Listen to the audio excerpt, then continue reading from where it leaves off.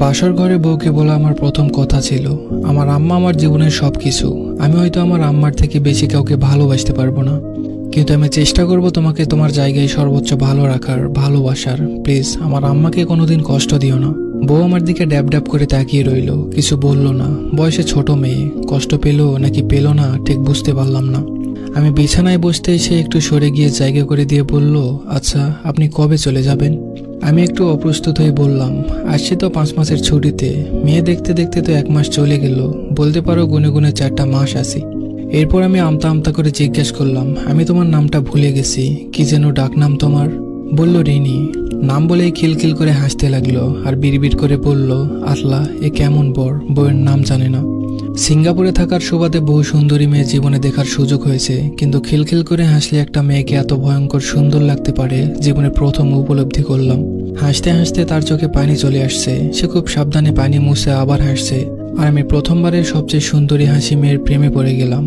আমার পুরো জীবন ঋণীময় হয়ে গেল। বয়স কম হলেও প্রচণ্ড গোছানো আর মিশুক একটা মেয়ে, পুরো বাড়ির কাছে একা হাতে সামলাতে পারে। আমার মা বোনের আরাম আয়েশের দিন ফিরে এলো।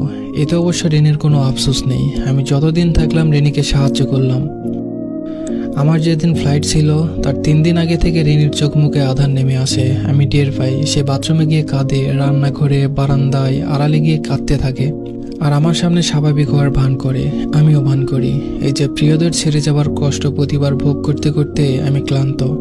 মাত্র ইন্টার পাস করে দেশের বাইরে পাড়ি দিয়েছি জীবিকার তাগিদে। আব্বা মারা যাওয়ার পর ইচ্ছা থাকা সত্ত্বেও আর পড়াশোনা করতে পারিনি। 17টা বছর প্রবাসে জীবন কাটিয়েছি। এখন আর হাউমাউ করে দুঃখ গায়ে মাখাতে মন চায় না, মনকে পাথর করেছি।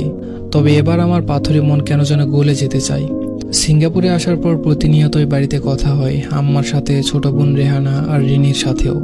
এবার মনটা কেমন যেন ছটফট হয়ে আছে, কাজে মন বসে না, বারবার বাড়ির কথা মনে পড়ে। মাস 3 পর খবর পেলাম আমার রিনি মা হচ্ছে।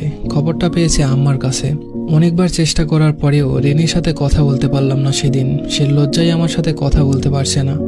আম্মা হেসে কুটি কুটি হয়ে আর বলে, কেমন পোলাপান মানুষ দেখ, 2 দিন পর মা হইব আর এখন এমন করতেছে।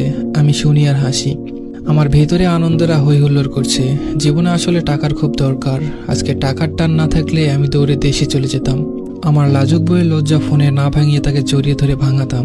একটা সময় ছিল ছোট পোশাক পরা বিদেশি সুন্দরীদের উপর চোখ চাইতে না চাইতে চলে যেত, কিন্তু এদেরকে এখন আমার ফ্যাকাশে লাগে।